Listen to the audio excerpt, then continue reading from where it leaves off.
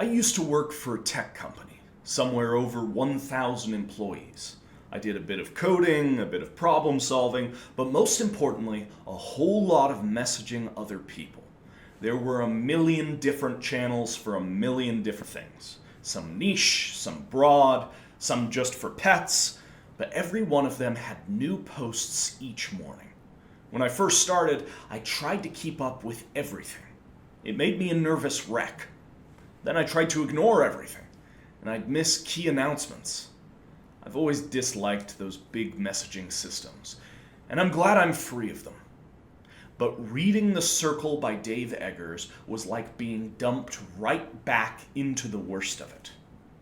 The book tells the story of May Holland, an eager-to-please young woman hired into the biggest social media company in the country, The Circle. Her job consists of monitoring and posting to every little channel in the Circle's network. The chapters when she's posting, reading, and responding to surveys stress me out. It highlights early the Circle's attitude towards information. Any moment not spent gathering or generating information is a moment wasted. But it's not all posts and likes. The story's true plot is a battle for May's soul. At work, the executives and the employees make the argument for all the good social media is bringing to the world. No more secrets, no more backroom deals, all the world a friend. At home, May's parents and ex-boyfriends strive to protect their privacy. They don't dare put down May's achievements, but there's a quiet reticence from her family to hop on board the information bandwagon. But The Circle isn't about May, and the fight for May's soul is allegorical. The true fight is ours. We see a dozen different products from The Circle over the course of the book. Tiny cameras planted on every street corner, centralized identity systems to tie every post to a single person, complete catalogs of a person's history. Each product helps build The Circle's philosophy. Any information that isn't recorded is information wasted. We even see 1984 slogans like, "All that happens must be known," written up on the walls. But it comes from a good place. One of The Circle's employees, Francis Garaventa, is out there inventing new ideas with the goal of protecting children. The kind of respectable, undebatable goal that justifies putting chips in kids' arms. Later in the book, we see politicians wear body cameras for their conversations. We see The Circle ask their users all kinds of questions and use those polls to push their political influence forward. The novel asks its readers hard questions. Is it so wrong to want to live in a transparent world?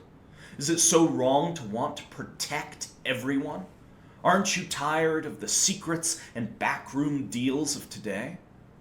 Of course, with each product we see both sides, all the good it can do, and all the privacy we'd have to surrender. In the back half of the book, we meet the three wise men. These are the founders of The Circle. One a tech genius, one a product guy, and one a salesman. Here the book poses its second debate. If the products of The Circle didn't send a shiver down your spine, if you find yourself drawn in by the products, ready to surrender a little privacy for a little more safety, Dave Eggers presents the flaw in making such an exchange. The scene is presented as a meeting of three aquatic animals, a recluse seahorse, an ever-stretching octopus, and a shark. The three wise men. The meeting ends the way it always had to end.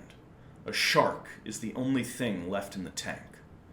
A decade after the whole world joins The Circle, who will control the company? And how long do good intentions last? May's journey into the inner sanctum of The Circle is one filled with tricks and manipulations.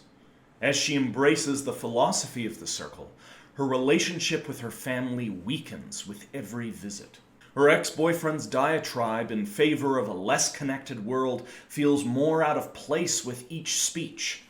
May's embrace of the privacy is theft motto enables her to post his heartfelt handwritten letter online, a place where an echo chamber of comments reinforce her every bias.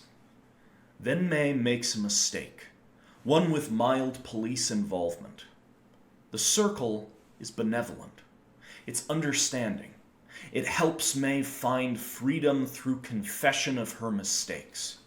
A friend of mine pointed out the Circle's tricks were exactly what a cult does to ensure its members stay with them forever. Cut off family and friends, take away May's identity outside the Circle, let the social network fill her with all the love she's losing without her family. With May secure in the Circle, the evil plot is revealed. It's not enough that all Circle users surrender their data. Everyone needs to be a part of it. A friendly invitation to be enforced on every citizen. May embraces all of it, and the Circle's influence is pushed to its limit, to tragic results. We see the cost of total transparency when one character's historical ancestry is used to shame them, when it's revealed to be a long line of monsters and criminals. We see the cost of enforced participation when May targets her ex-boyfriend to be brought into the fold. This is the bucket of cold water, the moment of lucidity in May's data mining fever.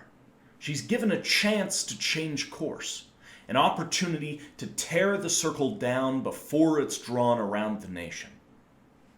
But she doesn't, because it's not really her choice to make. The book isn't about May Holland saving the world from the dangers of social media. It's about us. It's about society's enthusiastic surrender of our freedoms, about our call to lift every rock and shine a light down every alley, disregarding any notion of privacy. So when May makes the wrong choice at the end of the book, she does it because it's what we've all been doing. Each time we make a new profile, refuse to delete an old one, dig up an old mistake to tear a person down, or offer a new picture for verification, we move one step closer to closing the Circle. The battle of the Circle is far from over. There have been some real victories for privacy in the last decade. Victories that probably looked impossible when this book was written. But if you want a clear picture of the sides, and what could be at stake in our battle against social media, The Circle makes an extremely compelling case.